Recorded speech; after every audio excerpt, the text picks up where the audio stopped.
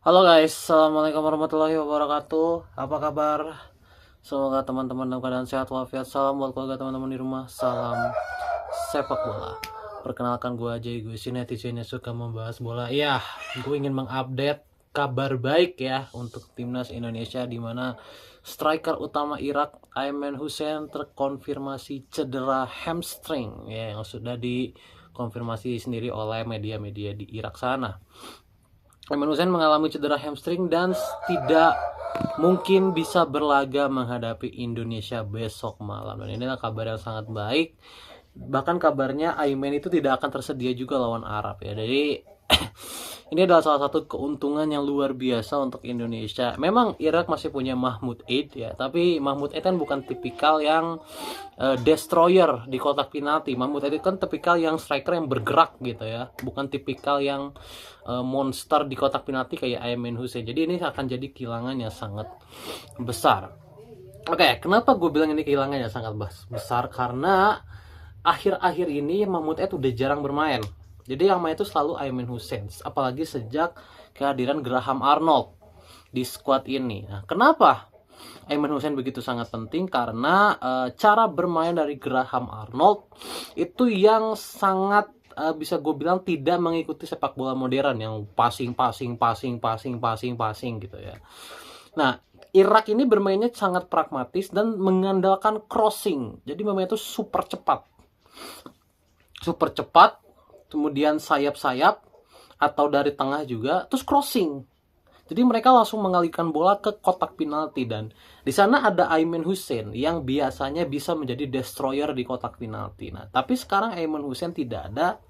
Ini jadi satu keuntungan yang luar biasa. Jadi pekerjaan Idzes, Dix atau Martin Pais tidak akan terlalu berat.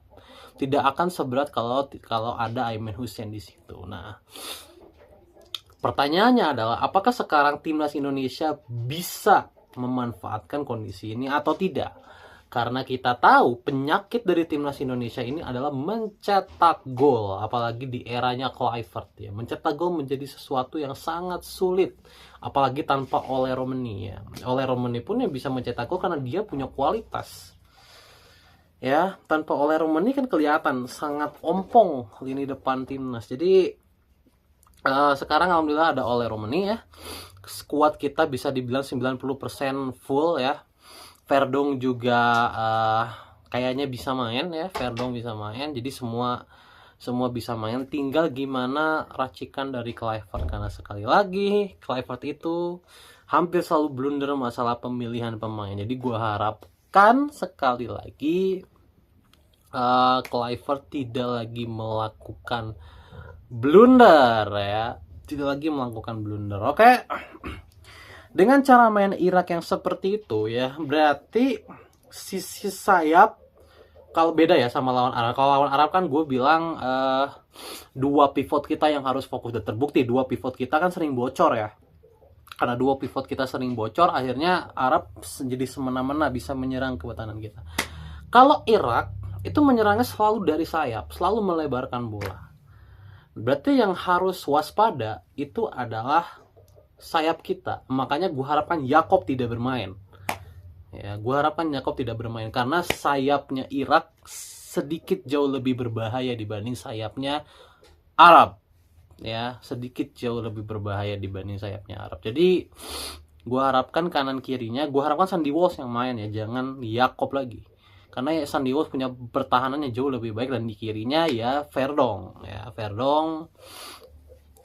Kemudian ya di kanan kirinya gue harapkan di depannya itu Miliano Jonathan tetap main, dan ya kalau bisa Dean James yang ditaruh di situ ya. Jadi kayak gitu. Jadi gue harapkan Verdong ataupun Kevin Dix ini bisa fokus, dan lini tengahnya juga. Meskipun Irak tidak berfokus main di lini tengah, tapi tengahnya gue rasa harus juga kuat.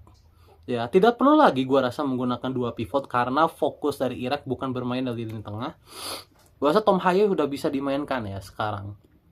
Tom Haye bisa dimainkan bersama Pelu Pesi seperti biasa.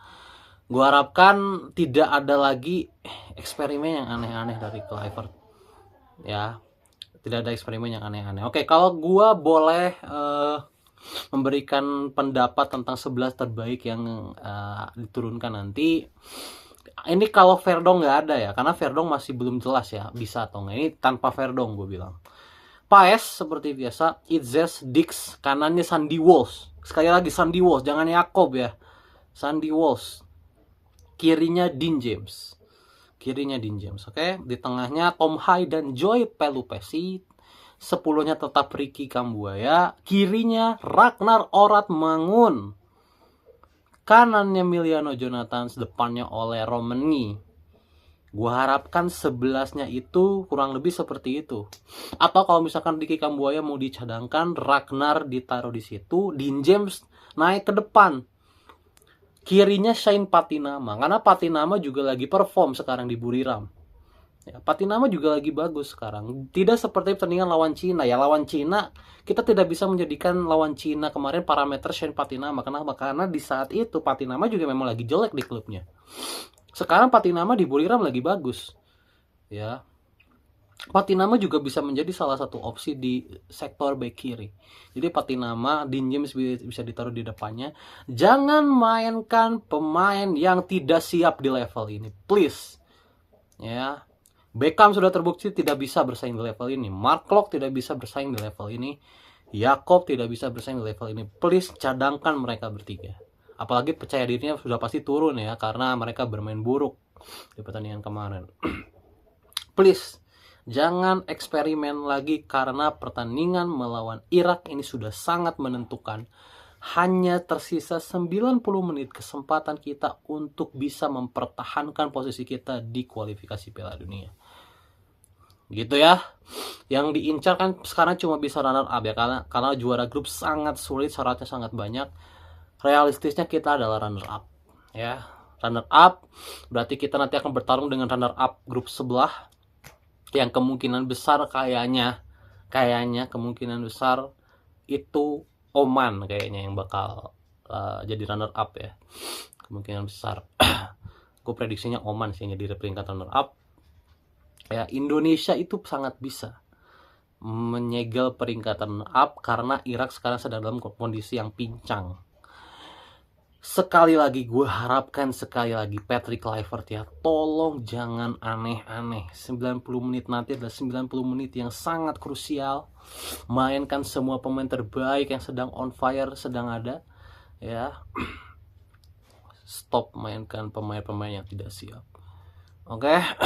Jadi sekali lagi, Paes, Itzes, Dix, kanan Sandy Walsh, kirinya Dean James atau Patinama. Ya, jangan Yance, please. Tengahnya Tom Hai, Pelupesi, ya, atau Kambuaya juga boleh. Di tengahnya Kambuaya atau Oratmangun di nomor 10-nya. Di kirinya Dean James atau Ragnar. Jangan Beckham lagi. Atau jangan Lillipali. Kanannya Miliano Jonathan. Depannya Ole Romani, karena Ole Romani udah kelihatan fit kemarin. Oke.